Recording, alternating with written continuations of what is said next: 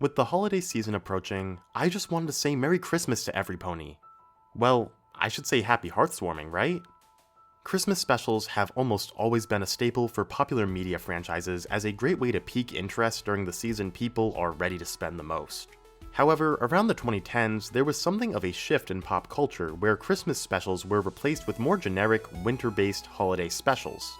Effectively, this cultural shift saw different media franchises making their own secular interpretations of Christmas, with the goal of making something that fits in the franchise's own lore, but more importantly, distancing itself from the religious connotations that come with Christmas. Shows like My Little Pony have fans from all religious backgrounds, and thus have quite a few fans that don't celebrate Christmas. Moving to this new status quo of non-denominational holiday specials is just the perfect way to keep all viewers entertained during the holiday season, no matter what holidays they themselves celebrate. As far as I can tell, those are the reasons Hasbro had Generation 4 of MLP move away from Christmas specials and make their own holiday. Well, that was the case for a few years at least, until 2015, when the It's a Pony Kind of Christmas album was released. What's the deal with this album? Clearly it doesn't fit in with the established lore of Hearthswarming Eve. But in the lyrics of the album, Twilight Sparkle claims that all ponies around Equestria celebrate Christmas, so what gives? Welcome to Glimmer Times, and let's find out what is up with A Pony Kind of Christmas. Before we can get to G4's take on Pony Christmas, I want to start with a small bit of history of Christmas in the MLP franchise.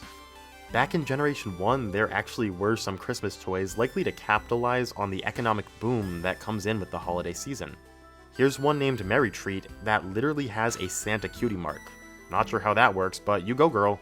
It's no shock that Generation 3 also celebrated the Christmas season, with the movie A Very Minty Christmas being released back in October 2005.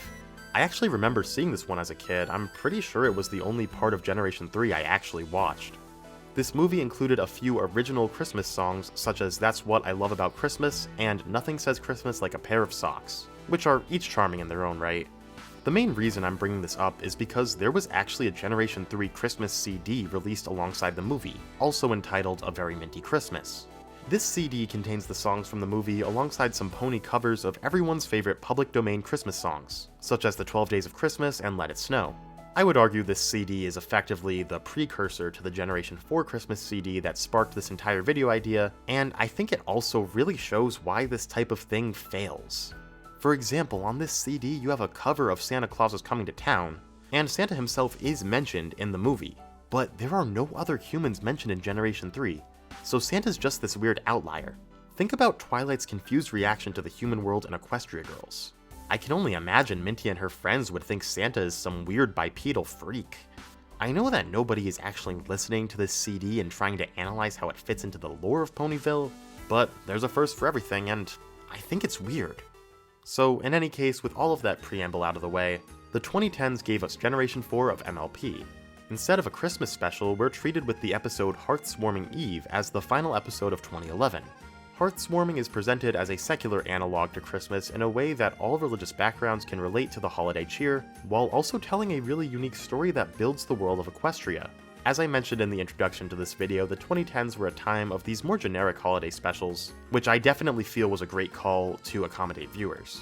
I remember playing a lot of Club Penguin as a kid, and in 2014 their holiday party was rebranded to the Merry Walrus Party. They were going for the same thing, but I think it came across much more blunt. This Merry Walrus guy was clearly just Persona Santa, and the Puffles pulling his sleigh were the most obvious reindeer replacement. So with that in mind, the fact that Friendship is Magic actually put effort to make a wholly original winter holiday, rooted within the lore of the show, was really impressive, and it serves to me as one of the best fictional winter holidays. Besides, Hearthswarming stands as a testament to the phenomenal world building of early series FIM, which I talk about more in another video you should absolutely check out after this one. Anyway, the TLDR of what I'm trying to say is that the Hearthswarming episodes do much more for MLP than something like A Very Minty Christmas. Instead of scratching my head trying to figure out how Santa works in a world without humans, we've got an excuse to build even more lore for the show. And this episode manages to have its own take on Christmas music as well, with the original song The Heart Carol being sung similarly to that of a church choir. A few seasons later, Hearthswarming is revisited in the episode Hearthbreakers, released in late October 2015. It seemed at this point that Friendship is Magic had fully distanced itself from Christmas specials and imbued itself with its own holiday. But all viewers would soon find out that this was just not the case. Just a few weeks later, on November 6, 2015, the It's a Pony Kind of Christmas album was released on streaming. That's right, Christmas, not Hearthwarming. Now obviously this was created solely to make Hasbro money, but I need to analyze it.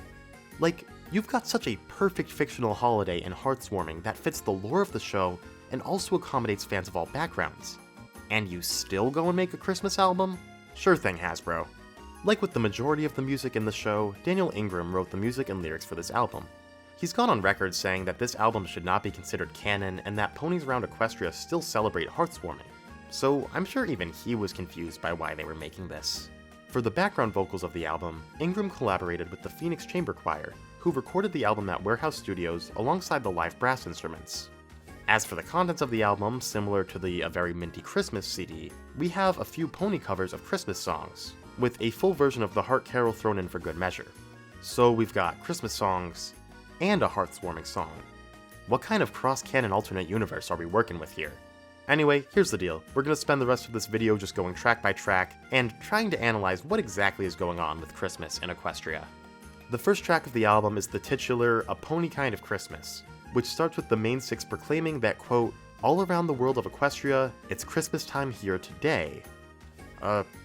You guys sure about that? Are you sure you celebrate Christmas? After that, the lyrics are the typical friendship stuff you'd expect. There's a segment where a few of the main six take turns sampling some other songs later in the album, such as Rainbow Dash singing a bit of Jingle Bells. The inclusion of these samples comes across a bit choppy, but I do get what they were going for. Like with typical radio Christmas music, this song is sung very happily with high-pitched instrumentation. It's a fine Christmas song, it works, it's cute, and kids probably ate it up in 2015. But I'm too much of a stickler for the lore to add this to my own Christmas playlist. Track 2 starts a section of pony-themed Christmas covers with Rainbow Dash's version of Jingle Bells. The best way I can describe the musical style here is a fusion of normal Jingle Bells with something like As Awesome As I Wanna Be. I mean, it's literally just Rainbow Dash singing Jingle Bells, what else would you expect? The lyrics are changed to mention Rainbow Dash apparently kidnapping the other main five and shoving them in her sleigh, while she flies it absurdly fast to the point that she sonic rain booms. That's kind of frightening. In any case, the lyrics also mention Santa for the first time, which brings me back to my point from A Very Minty Christmas. How does Santa exist here? Is he a pony too? There was also a 20% cooler version posted online a few years later, but I think I've said enough to move on. Track 3 is Deck the Halls sung by Rarity. At the very least, I can say Ingram and Hasbro did a really great job here fitting the public domain songs up with the best pony for the job. Dash was clearly the best fit to dash through the snow, and Rarity fits the bill for Deck the Halls, though I think she could have picked the tempo up a bit. The lyrics are vaguely ponyified, but this is more or less just Deck the Halls sung by Rarity instead of the pentatonics or whatever else you listen to. Moving on to track 4, we've got We Wish You a Merry Christmas covered by Twilight, with the lyrics changed to her stressing about Christmas time, similar to what we would see a few years later in the Best Gift Ever special. This cover is such a weird version of the song. Instead of just brand new lyrics, the whole structure of the song has changed. The main chorus is still the same, but everything else is replaced by a completely new melody for this version. The chorus is sung in 3/4 time like usual, but the newly written verses move to 4/4 time, and the transitions between time signatures come across really janky, but I might only be noticing that because I'm a musician myself. Give the song a listen yourself and see if you can feel the time change. The 5th song on the album is Silent Night sung by Fluttershy, and her voice is a perfect fit for the song. Even though this album is about Christmas instead of Hearthwarming, the lyrics are changed to remove any religious mentions, so at least we're solely dealing with the secular part of Christmas for this album. So yeah, now she's just singing about animals getting sleepy. It's super cute, and I love Fluttershy, and this is the best song on the album, and you're not allowed to disagree with me. Okay, let's move on. Track 6 is The 12 Days of Christmas as covered by Pinkie Pie. I definitely do think Pinkie was the best pick to sing this one, but dear Celestia, I could not get through this entire song. I don't normally find Pinkie to be annoying, but this song finally did it for me. As you might expect, the lyrics reference gifts her friends might get her specifically, and the song actually does sample the party cannon sound effect, which is a really cute touch. Track 7 is an original song called Last Year I Got Coal for Christmas, sung by Popfly. Wait, who the heck is that? Daniel Ingram and other staff members of the show have been reached out to, with fans asking who this pony is supposed to be. Ingram has liked a tweet asking if Popfly was this one colt with a baseball cutie mark, which would explain the name, but should a liked tweet really count as confirmation? Other fans have theorized Popfly is supposed to be the canon name for Button Mash, but the evidence for this is largely just coincidence with fandom interpretations of the character. I genuinely have no idea who was supposed to sing this song, and what compelled them to give an entire song to a no pony that nobody actually knows. As if this album wasn't weird enough. Maybe in the alternate universe where Equestria actually does celebrate Christmas, Popfly is a member of the main 7. Anyway, the lyrics are just him complaining about being on the naughty list. It seems like the type of thing a young boy would enjoy, but I don't think many people buying this album would fall into that demographic. What a bizarre inclusion. Following this is Spike's version of Jolly Ol' St. Nick, where I will again ignore how Santa could possibly work in Equestria. This is unironically one of Spike's best songs, and it's a shame he doesn't get to sing too much in the main series. The ponyfied lyrics have Spike explaining what all of his friends want for Christmas. Track 9 treats us to Applejack's cover of Days Gone By, being more of a New Year's song than a Christmas song, but close enough.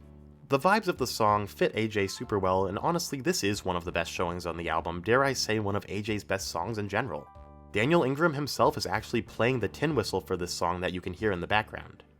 And finally, as I previously mentioned, this album ends with an extended version of the Heart Carol from the Hearthwarming Eve episode. So yeah, end the Christmas album with the Hearthwarming song, sure, why not? I already discussed this song earlier in the video, so I don't have too much to add. The extended version is just even more of what we already heard.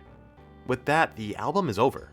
Again, I get that they probably just created this to squeeze out some money during Christmas without caring about the lore implications. There was definitely effort put into this release, with Fluttershy and Applejack's song specifically being some really well-made pony covers. However, despite this being the end of the album, it's not the end of our story quite yet. About half a year later, on May 14, 2016, the Season 6 episode, A Hearthwarming Tale, was released as a pony version of the popular Christmas Carol story. I'm not quite sure why they did a Hearthwarming episode in May, but again, this episode does a great job at making a Christmas-inspired story work within the lore of Equestria. It's a great episode and has a few original songs. Naturally, with the holiday season of 2016 coming up, Hasbro couldn't pass up the opportunity to make even more money. An expanded version of It's a Pony Kind of Christmas was released on October 7th of the same year, with the 5 tracks from the episode added on to the end of the album. This one got a physical release at least, so that's cool. But yeah, now the album is a total mishmash of Christmas covers and a few original Hearthwarming songs. And again, I know nobody cares about the lore implications here, but I gotta say, this is just such a weird release. And I'm sure it confused at least a few kids back in 2016. But with that out of the way, our story finally comes to an end. I love Christmas music so much, and while this album spits in the face of equestrian lore, it does have some really good tracks. I unironically have the Silent Night and Days Gone By covers from this album in my Christmas playlist. And at the very least, I do recommend everyone gives this album at least a listen to see if it's for them. I've also got some songs from the Pokemon Christmas Bash CD in that holiday playlist, but I'm afraid that falls outside the scope of this channel. So, for every pony still watching, I did want to say happy Hearthwarming.